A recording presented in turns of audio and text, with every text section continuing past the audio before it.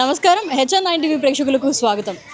ఈరోజు మనం నెల్లూరు జిల్లా కోవూరు నియోజకవర్గం కొడవలూరు మండలంలోని ప్రముఖ పుణ్యక్షేత్రమైనటువంటి గంగా పార్వతీ సమేత ఉదయకాళేశ్వర ఆలయం గండవరంలో ఉన్నాము.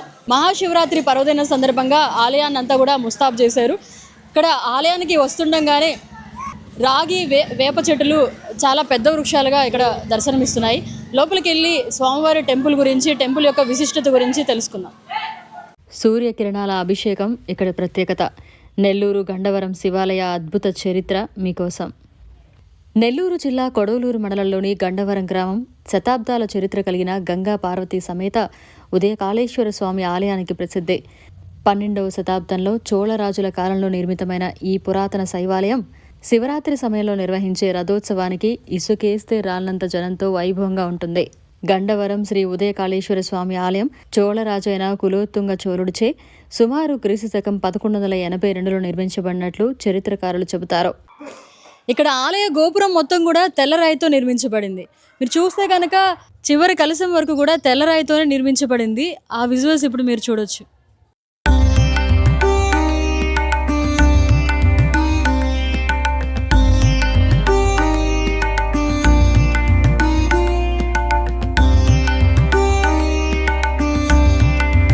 ప్రతి ఏటా మహాశివరాత్రికి గండవరం శివాలయంలో బ్రహ్మోత్సవాలు అత్యంత ఘనంగా జరుగుతాయి. స్వామి అమ్మవార్లకు ప్రత్యేక అభిషేకాలు, పూజలు నిర్వహిస్తారు.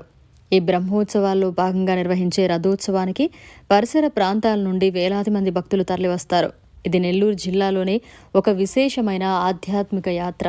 గుళ్ళో ప్రత్యేకంగా నారసింహ బంధంని మీరు చూడొచ్చు. నాగబంధం అని ఇంకా రకరకాల బంధాలు అన్ని టెంపుల్స్లో చూస్తుంటారు. బట్ ఇక్కడ నారసింహ బంధాన్ని మీరు చూడొచ్చు అనమాట. మహాత్మా గాంధీ తన నెల్లూరు పర్యటనలో సందర్శించిన గ్రామాల్లో గండవరం కూడా ఒకటి అంటారు. ఇది ఈ గ్రామం యొక్క చారిత్రక ప్రాముఖ్యతను తెలియజేస్తుంది. ఒక్కొక్క కాలంలో ఒక్కొక్క పూజ చేయడం విశేషం. అది చేసేటప్పుడు ఏంటంటే ఒక్కొక్క ద్వారానికి ఒక్కొక్క సమయంలో విశేషం. ఇప్పుడు వైకుంఠ ఏకాదశికి ఉత్తర ద్వారంలో స్వామిని చూస్తే మోక్షం వస్తుంది. అట్లాగా ఒక్కొక్క ద్వారానికి ఒక్కొక్క విశేషం ఉంటుంది అనమాట. దానికోసంగా 4 శైవ క్షేత్రాలన్నింటిలో కూడా 4 ద్వారాలు ఉంటాయి. అదేవిధంగా ఇంకోటి ఏంటంటే చారిత్రాత్మకంగా స్వయంభూ క్షేత్రాలన్నింటిలో కూడా లోపల లింగం ఉన్నప్పటికీ ఉపలింగం ఒకటి ఉంటుందన్నమాట. వాయువ్య భాగంలో శ్రీశైలంలోనూ చూడండి వర్ధమల్లికార్జున స్వామి లింగం ఉంటుంది. ఇక్కడ ఈ క్షేత్రంలో కూడా ఏంటంటే వాయువ్య భాగంలో బాలబ్రహ్మేంద్రుడనే ఒక శివలింగం అనేది ఇక్కడ కూడా ఉంటుందన్నమాట. శైవ క్షేత్రాల ప్రాచీనమైన క్షేత్రాలన్నింటిలో కూడా స్వయంగా ఉండే వ్యక్తమూర్తి ఒకరు ఉంటే దానికి ఉపాలయంగా ఒక శివలింగం ఉండడం శైవ క్షేత్రాల్లో విశేషం. అది మన ఆలయంలో కూడా ఉండడం చాలా విశేషం అన్నమాట. సో లోపలికి వెళ్ళి ఒకవేళ దర్శనం చేసుకోలేని వాళ్ళు ఇక్కడ దర్శనం చేసుకోవచ్చు. విశేష రోజుల్లో స్వామివారికి అర్చనాధికాలు జనం ఎక్కువైనప్పుడు కొంచెం సడలింపు ఉండడం కోసంగా ఆపడం జరుగుతుంది. అటువంటి సమయాల్లో ఇక్కడ అర్చనలు, ఇక్కడ అభిషేకాలు అవి చేసినట్లయితే మూలమూర్తికి చేస్తే ఎంత ఫలితం అయితే వస్తుందో అదే ఫలితం ఇక్కడ వస్తుందన్నమాట. గండవరం, ఆ చుట్టుపక్కల ప్రాంతాలు ఈ పురాతన శివాలయ వైభవాన్ని ప్రతి సంవత్సరం భక్తి శ్రద్ధలతో జరుపుకుంటారు. ఉదయకాళేశ్వర స్వామివారి కోనేరు ఇదేనండి. 9 రోజుల పాటు బ్రహ్మోత్సవాలు నిర్వహించిన అనంతరం స్వామివారు ఇక్కడ తెప్పపై విహరిస్తారట. గంగా పార్వతీ సమేత ఉదయకాళేశ్వర స్వామివారి ఆలయ విశిష్టత గురించి తెలియజేయడానికి ఆలయ ప్రధాన పూజారి మల్లికార్జున స్వామి గారు మనతో ఉన్నారు. ఆయనతో మాట్లాడదాం. స్వామి నమస్తే. ముందుగా మీకు మహాశివరాత్రి శుభాకాంక్షలు మా హెచ్ఎన్9 టీవీ ఛానల్ తరఫున. ఆలయ విశిష్టత గురించి, స్వామివారి ఎప్పుడు వెలిసారు ఏంటి అని. ఈ మన గండవరం గ్రామం కొడవలూరు మండలం నెల్లూరు జిల్లాలో వెలిసిన ప్రసిద్ధ శైవ క్షేత్రం. ఇక్కడ స్వామి పేరు గంగా పార్వతీ సమేత ఉదయకాళేశ్వర స్వామి. ఇక్కడ స్వామివారు స్వయంగా ఉద్భవించిన శివలింగం. అదే కాకుండా బ్రహ్మసూత్రం కలిగిన ఏకైక శివలింగం. అదే కూడా కాకుండా ఇక్కడ స్వామివారికి రథసప్తమి నుంచి 6 నెలల కాలము సూర్యకిరణాలు స్వామి మీద పడడం ఇక్కడ ఆలయ విశేషము.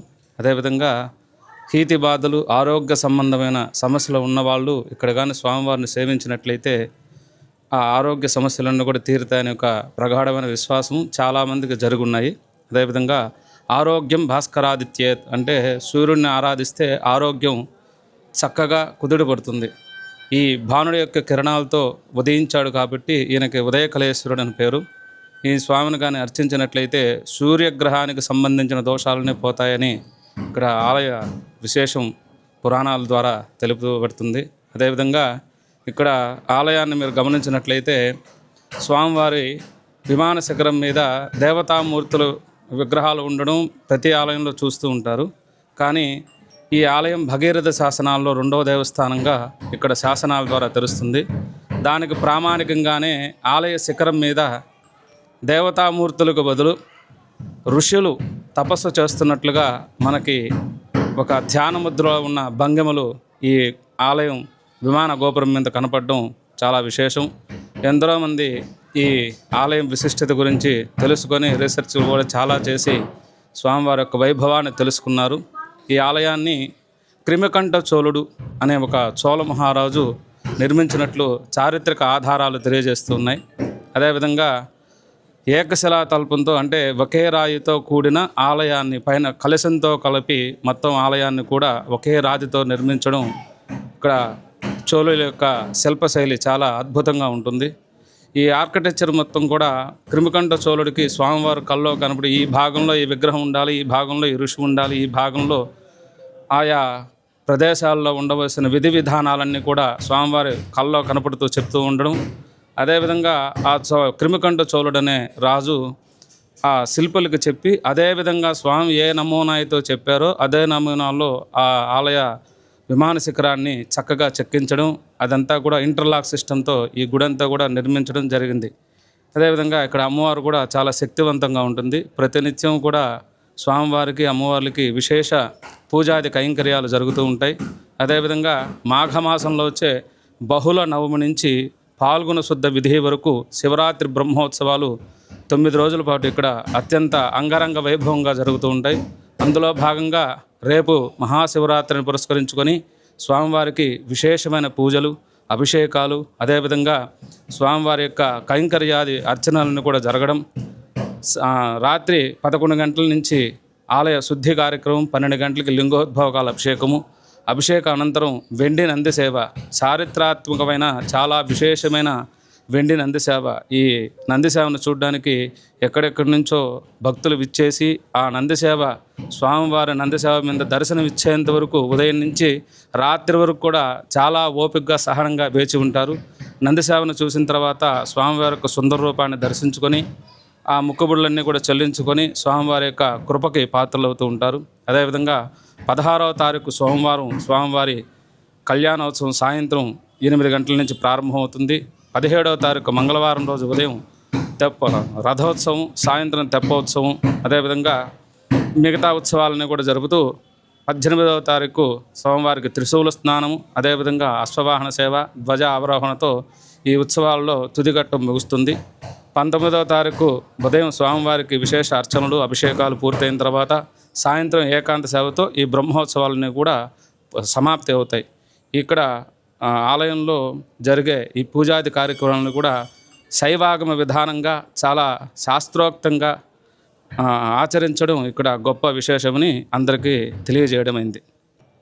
సో విన్నారు కదండి ఉదయకాళేశ్వర స్వామివారి యొక్క విశిష్టత గురించి. మనందరం కూడా మహాశివరాత్రి పర్వదినం రోజున స్వామివారిని ప్రత్యేకంగా అభిషేకించి, అదేవిధంగా స్వామివారి కళ్యాణాన్ని తిలకించి, స్వామివారి కళ్యాణంలో పెట్టిన అక్షంతల్ని మన తల మీద వేసుకొని అందరం కూడా పునీతులు అవ్వాలని మనస్ఫూర్తిగా కోరుకుంటున్నాం. స్వామివారి ఆశీస్సుల కోసం మన గండవరంలో ఉండేటువంటి శ్రీ గంగా పార్వతీ సమేత ఉభయ కాళేశ్వర స్వామివారిని దర్శించుకోవాలని HN9 TV ఛానల్ తరఫున కోరుకుంటున్నాం. చూశారు కదండి, మళ్ళీ మరో ప్రోగ్రాంలో మళ్ళీ కలుసుకుందాం. చూస్తూనే ఉండండి మన HN9 TV.